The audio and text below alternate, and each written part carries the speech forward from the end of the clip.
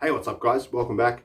So what I'll be doing today is a full build video, and I've really been dreading this because I just can't work out how to structure my build videos properly in the way of lighting, in the way of camera angles, all that sort of stuff. So I apologize in advance. This is actually a requested video and I really didn't want to stuff it up too much, but I gave it a go anyway. So what I'll actually be doing today is building my dad's Wltoys 124019 speed build. It looked something like that, and now it looks a bit more like that.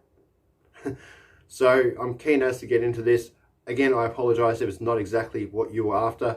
Don't criticize me too much in the comments, but leave a comment, leave a thumbs up. It all helps. Cheers guys, check it out. Oh yeah, and just a heads up, I wasn't sure where to start, so I just got straight into it.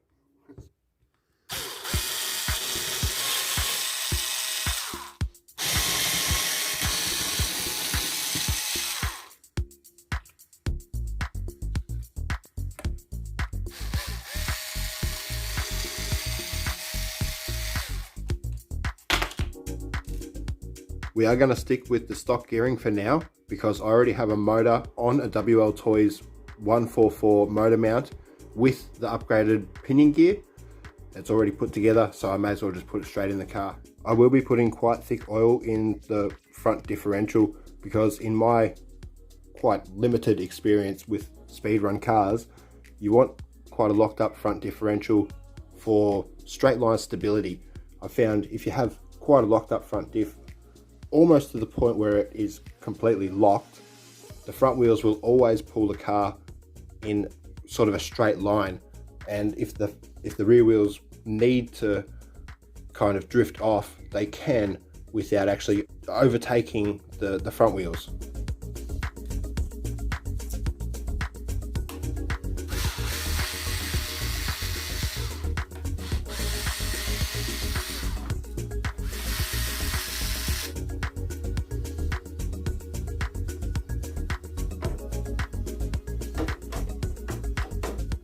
What I will do now is actually mark out my wheels. Just use this original Wltoys wheel as the template where to mark your wheel arches, and that'll give you enough room for the on-road wheels and the little bit of suspension play that it will have.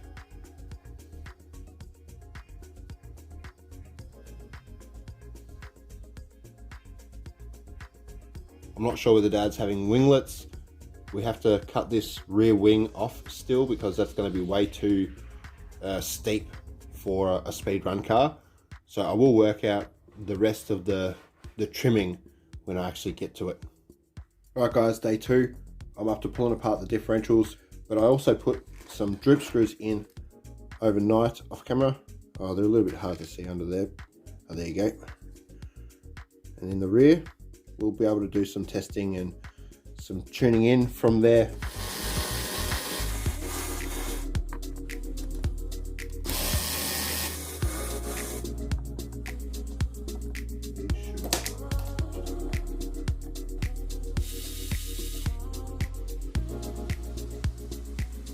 Yep, almost nothing. It looks like the thinnest diff oil I have at the moment is this 80,000 weight. So what I'm going to do is use straight 80,000 weight for the front differential, and then I'll use majority of 80,000 weight in the rear differential, but top it up with this 45 weight shock oil.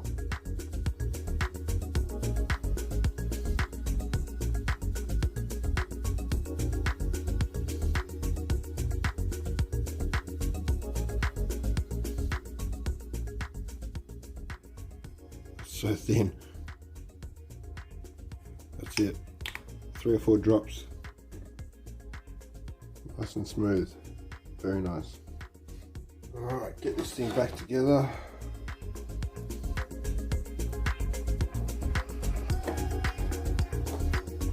Always make sure both your differentials are spinning the right way. As you can see, they are. This is the grease I use for the input gears and the crown gears.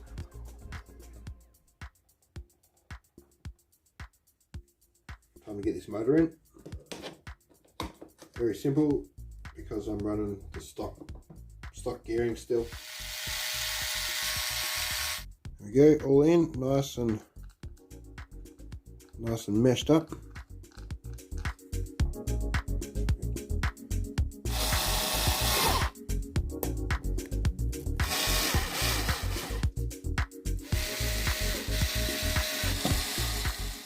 The servo I'm installing is a Hitec HS-225BB. These are really good servos. The only problem is they're actually bigger than the stock servos, so I have to make my own mounts. So I got the servo in, got a couple of little mounts made. As you can see, the other side's just square, rectangle. Now I'll change out the shock oil. I'll have to add a little spring underneath the shock body around the main shock shaft, because the springs on these are quite soft.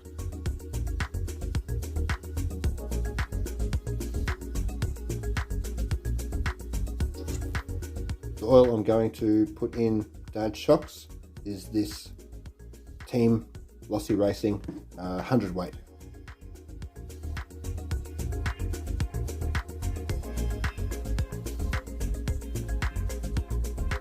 And the reason I push this up before I screw the top tight is because if you don't, you'll actually have too much pressure, or you'll have a little air pocket inside here, and it'll always rebound by itself without the spring on there.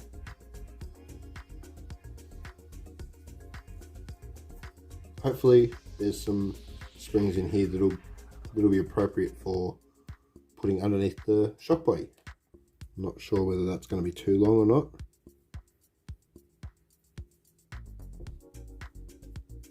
It will actually be sitting around about there on the car, so, well, that is pretty tight. I suppose I can give them a go. If they're no good, I can always change them over. Looks good. I cut or trimmed the body off camera, just a little bit easier, and I mean, it's all personal preference how you cut these bodies to an extent. You know, you do follow the lines around the front and the front wheels, but at the rear for these speed cars, I mean, there's so many ways you could cut it. So yeah, I just thought I'll do it off camera. And also the carbon fiber splitter is marked out. I just got to wait for some jigsaw blades so I can cut that, and I'll chuck the camera back on and film the cutout.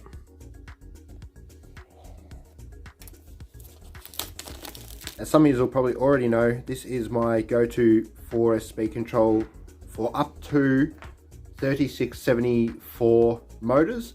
I think if you try to run anything over that, like the 4074s, you might start overheating, overdrawing the amps of this speed control. So yeah, you just maybe want to stick to the 3674 maximum. It's so small, we can mount it anywhere along here. I'm definitely going to have to mount it up the front, or towards the front, because yeah, just to keep some of the weight pushed forward. But I'm not going to mount that in now, because I'll have to change these leads over. They're way too long. Yeah, I've got to change the plug over to my 5.5mm gold connectors. Probably shorten the motor wires as well, because they're quite long. The ones on the motor itself is already quite long. So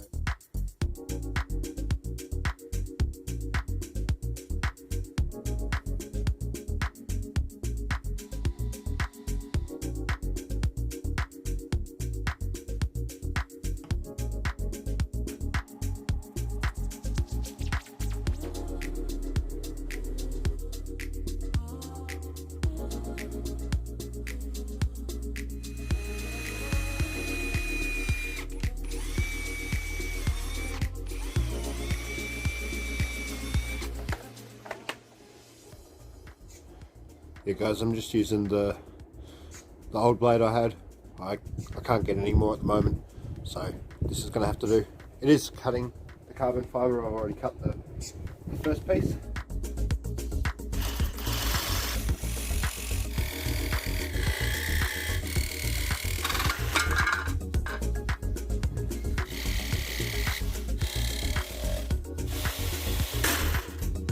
That's it, I think.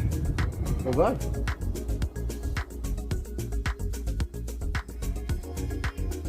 I have, as you can see, put some batteries in there just to see if it all fits under the body and everything, and everything fits fine.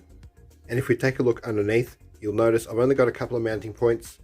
The diff housing mounting points here and here will do until I can work out where everything goes, and then I'm going to have to make a couple more mounting points in the center here because these trays do actually carry quite heavy batteries. Alright guys, it's day 5 or 6 and I've added a couple of things off camera. I just forgot to tape them. So I added the front body posts, the little center brace there just to hold the two pieces of the splitter together. Side body posts as well. They're just HSP spoiler mounts. And yeah, as you can see, I've just mounted them sideways. They work pretty good. So I think the car is pretty well set up now. But the last thing I have to do is paint the body. As you can see, I've already masked the windows and I made a couple of little masks for the front lights because I will add some lights to this. I have a bit of a hard time seeing the car a fair way away, and I'm pretty sure Dad's going to have the same problem. So yeah, I'll set up the camera and get to the painting. So what I'm actually going to try and do is kind of work through almost like a flame type design. I've only got the red and orange in the Tamiya paint, so I'm going to have to see what I can do with these two. Hopefully it all works out. Always make sure you prep the body by very lightly scratching it with something. I actually use a washing sponge, the scourer sort of side, very lightly. As you can see the sort of scratches in there, but once you paint over it, it should cover up most of the scratches.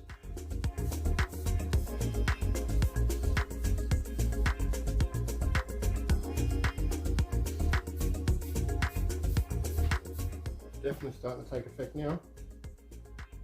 Alright guys, this Tamiya paint dries extremely quickly. I'm going to go ahead straight away and put the red on. I might wait until this rain passes and go and back this with black because yeah, I think it will definitely make it look a bit better. Alright guys, so that is done. It's going to have to do. I know there's a few little spots there that are, you know, not backed up with black, but I don't think it's going to matter. It might even add to the effect. So we'll see what it looks like when it's dry. And yeah, hopefully it looks good.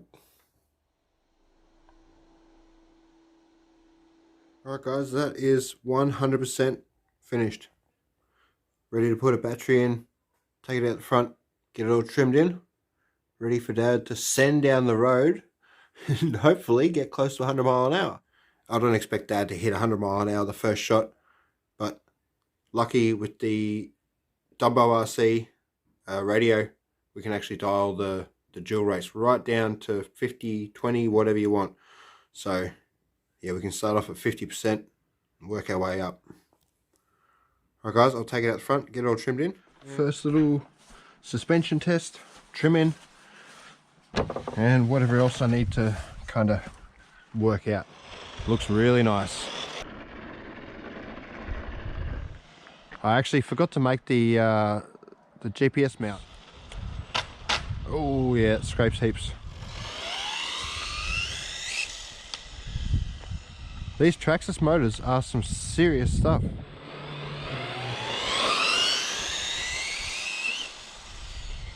I was just getting up to about half throttle then.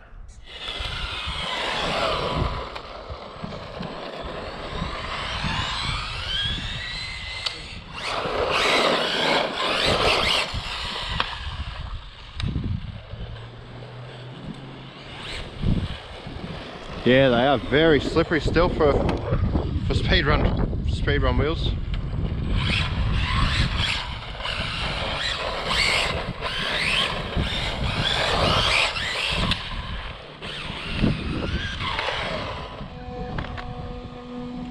That nose is scraping a lot.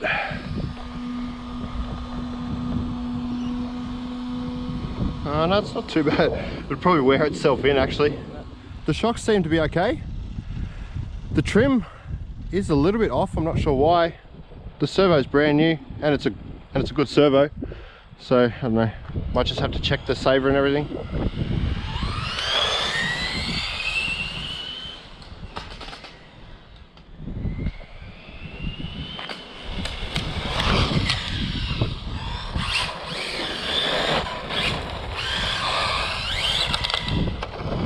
Alright guys, it's going to have to be it for now.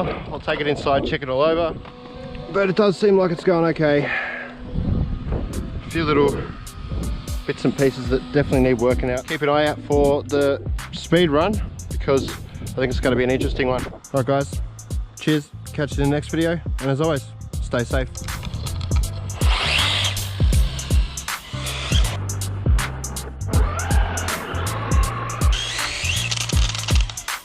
Thanks for watching. If you enjoyed the video, don't forget, leave a like, subscribe if you want to see more, and feel free to leave any comments or questions down below.